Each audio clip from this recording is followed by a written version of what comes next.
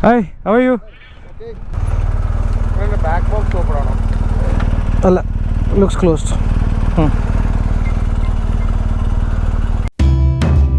After spending 2 amazing non-riding days in Zakynthos, it was time for us to say goodbye to this beautiful island and get back on the bikes to continue our journey. And for that, we are at the port waiting to get on the ferry back to Kylini.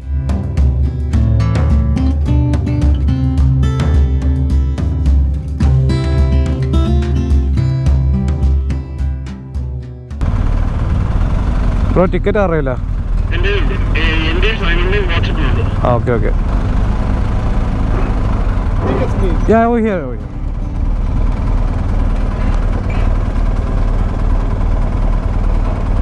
Okay.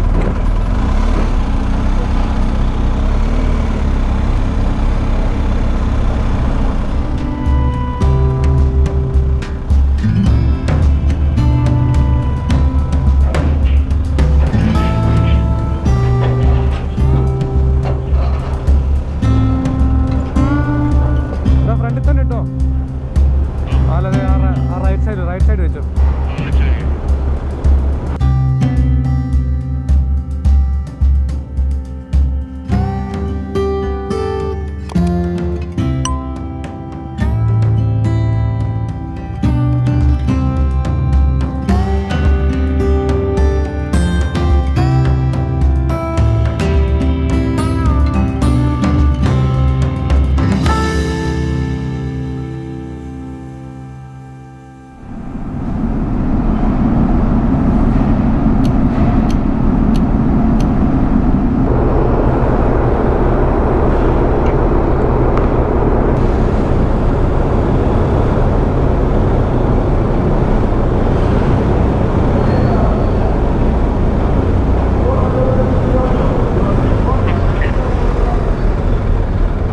KTM വരുന്നുണ്ട്.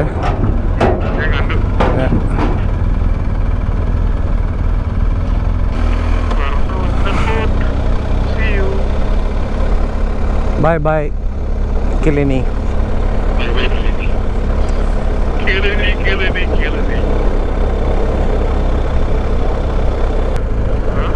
Left എടുത്തോട്ടോ. Patras, Olympia, Kastro. Olympia നമുക്ക് പോവുകയാണെങ്കിൽ ഒത്തിരി back track ചെയ്യണം. എന്നാൽ നമ്മൾ പറപ്പിച്ച് വന്ന റൂട്ടിലാണ് Olympia ഉള്ളത്.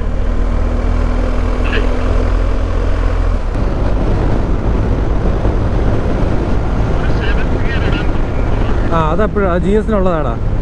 U feel like there is അതാ ടോർക്ക് ഇങ്ങനെ ഹൈ ആയിട്ട് നിൽക്കുവാടാ ആ ഏരിയയിൽ. 6th ഒന്നും കൂടെ ഗിയർ ഷിഫ്റ്റ് ചെയ്യാൻ തോന്നും, പക്ഷേ നോ ഗിയർ. പക്ഷെ എന്നാലും ഈ 60 തന്നെ ഭയങ്കര പവറാണോ. നല്ല പിക്കപ്പ്.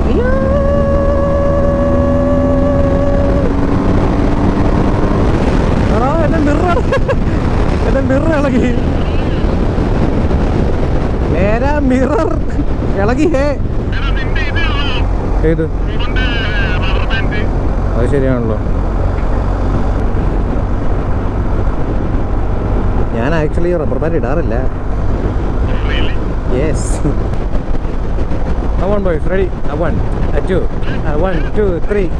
ചായക്കടക്കാരാ നിന്റെ ചായയില്. ആർക്കും ലിറിക്സ് അറിയത്.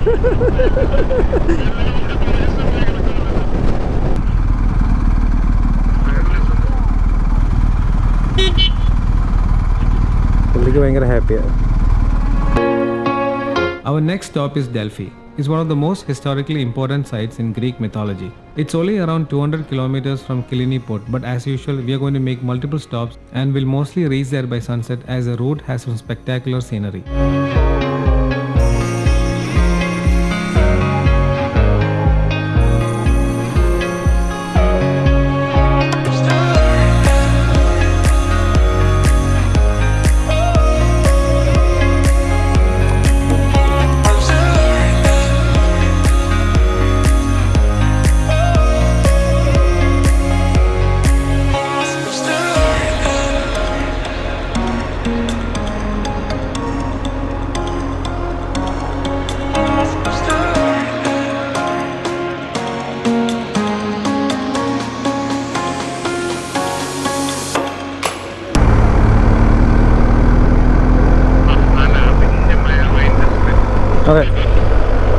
നല്ല പുളിച്ച വൈൻ്റെ മണം.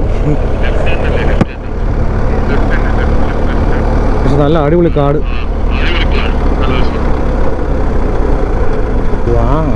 ബ്യൂട്ടിഫുൾ.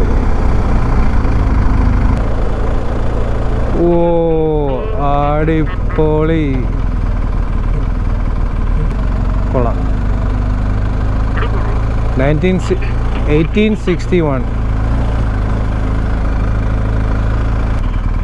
അടേ ഒരു ഗ്യാപ്പ് ഇട്ട് നിർത്തണ്ടേ.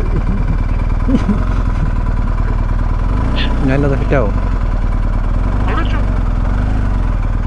Okay.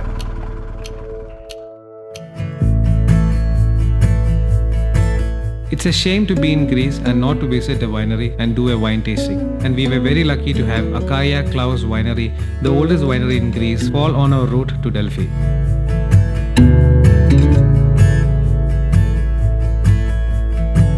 This winery was built by a German man named Gustav Clauss, who fell in love with this area and decided to build a winery back in 1861.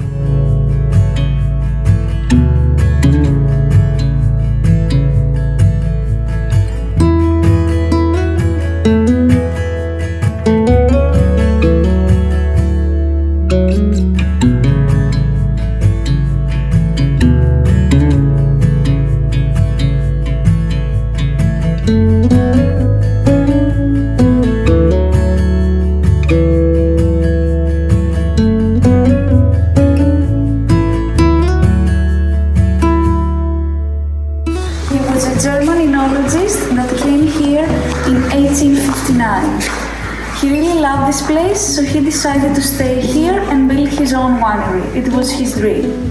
So he created Achaia Clauss in 1861. Here there was something like a small community, a small village, because people that used to work here also used to live here. So Clauss created the winery, the labs, and also their houses. These people were from different countries, of course from Greece, but also from Italy, Malta, and Germany. So for them he also created two different churches, one for the Catholics and one for the Orthodox.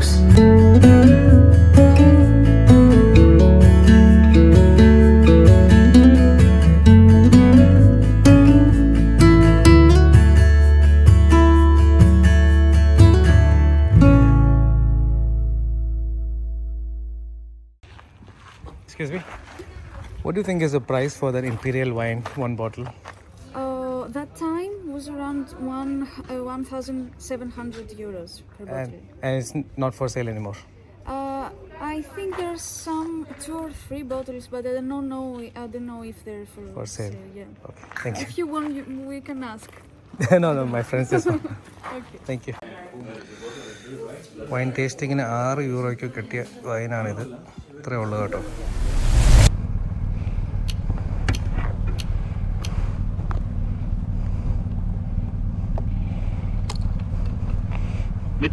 ഞാൻ കയറി.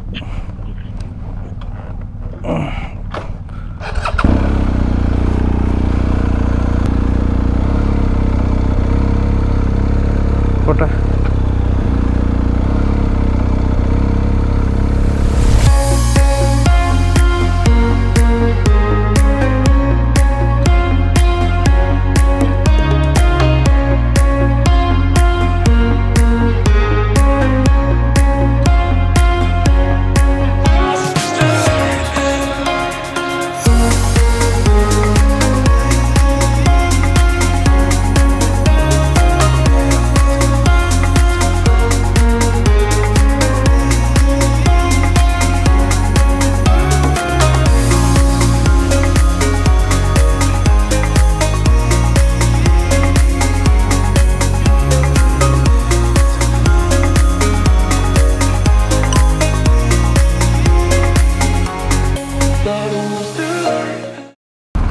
For some reason on the screen it's written 13.5 euros.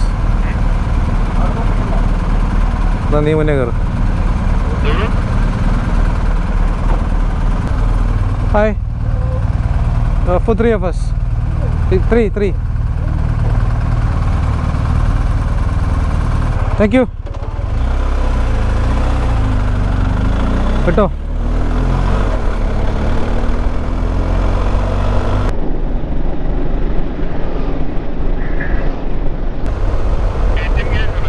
ഇവിടെ ഒരു KTM-ന്റെ ചാകരയാണ്.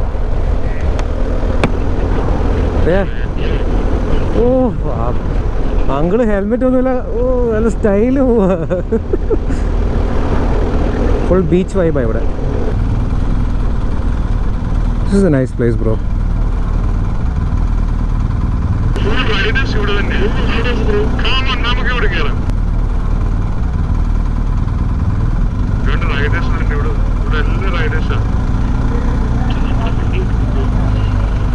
നീ പറഞ്ഞ restaurant എത്തിയോ? Okay, അതിൻ്റെ മൂലയ്ക്കെങ്ങാണം. അത് ഇറങ്ങിയിട്ടില്ല. അതിനോട് ഇറങ്ങാൻ പറയണോ?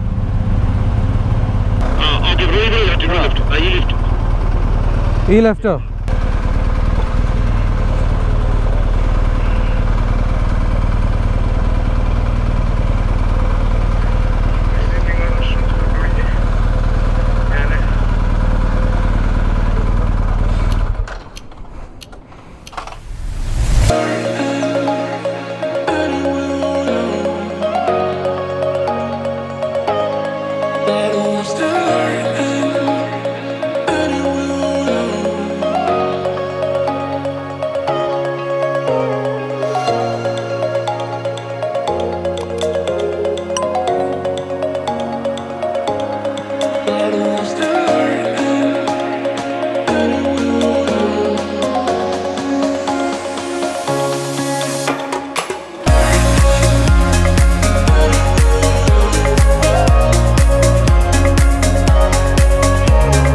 There is still a lot more distance to cover till we reach Delphi, but I'll be showing it all in the next episode.